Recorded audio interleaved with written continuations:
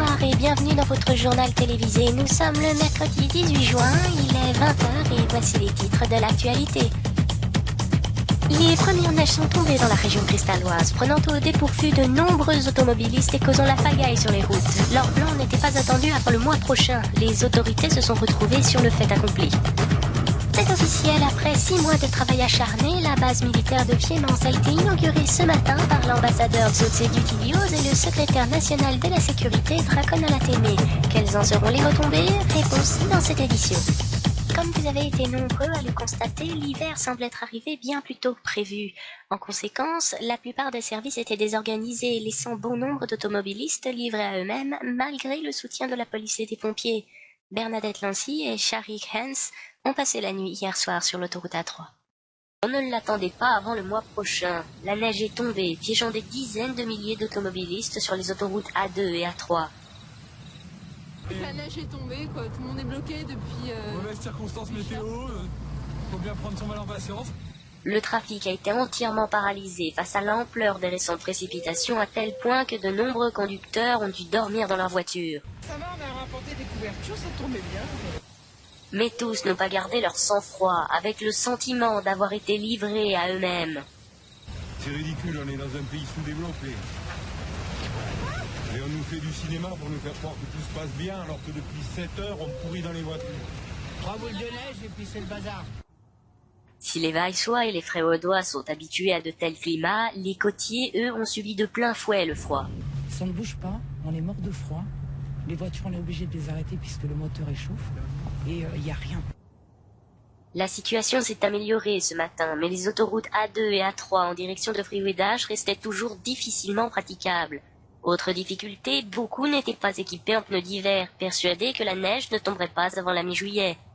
Les sorties de route se sont succédées, et nombreux ont été ceux qui ont abandonné leur voiture, ralentissant d'autant plus le travail des déneigeuses. Les véhicules qui se déplacent quand même un petit peu à allure assez lente compactent cette neige et en fait la transforment en une espèce de verglas artificiel. La situation était tendue avec l'arrivée des vacances d'hiver, mais la société d'autoroute l'a affirmé, les vacanciers pourront partir skier en toute sécurité. L'ambassadeur de Fiémance Xhotsé Dutilios vient d'inaugurer la nouvelle base militaire maritime en présence de Dracon Alatémé, le secrétaire national de la sécurité et du maire de Saint-Martin, Roger Levalin. Les travaux auront duré 6 mois, c'est aujourd'hui que la partie du traité engageant les Églantins est honorée. Valérie Blumel et Franck Amachamé ont suivi le débarquement des forces fiémancaises à Saint-Martin. Coutume oblige, le ruban a été couplé de la main de l'ambassadeur de Fiémance. 10 000 militaires viennent de prendre leur quartier dans leurs nouveaux locaux situés à Saint-Martin. Initialement prévu sur un atelier glantin, les deux parties ont finalement tranché pour un terrain côtier en périphérie de la ville. Les premiers navires militaires fiémançais ont mouillé pour la première fois dans les eaux territoriales glanaises. Une arrivée distinguée et remarquée. Le débarquement des véhicules et des hommes a été minutieusement préparé et calculé. Bateau de l'enfoncer dans l'eau pour créer finalement un bassin dans lequel ces chalands vont flotter. Ils vont embarquer les véhicules. Direction, la base, flambant neuve. Un outil de gestion de crise intéressant et un allié de choix dans la lutte contre la piraterie nord-indianaise dans un contexte international troublé. On peut se positionner et être prêt vraiment juste à proximité, sans interférer avec les discussions diplomatiques.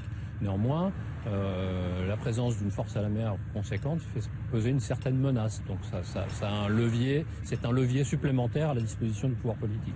La base, fleuron de la technologie, pourra lancer des opérations dans les eaux nord-ouest de Zanian, entièrement contrôlées à distance grâce aux outils de communication.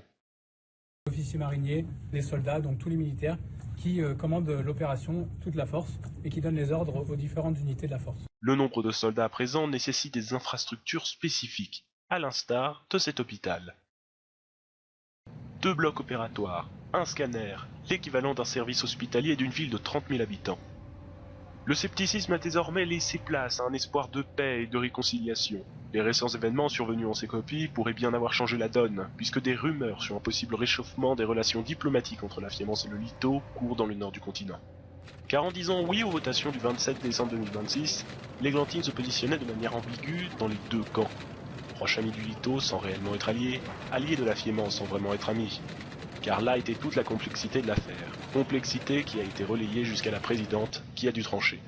De quoi remettre les pendules à l'heure et repartir sur des bases saines et solides.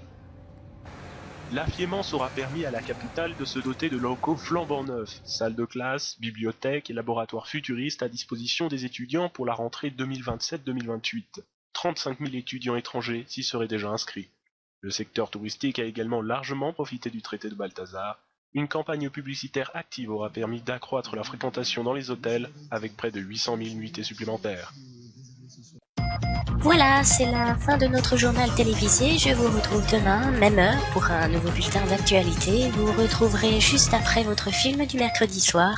Une excellente soirée à tous et à toutes sur les chaînes de télévision iglanaise.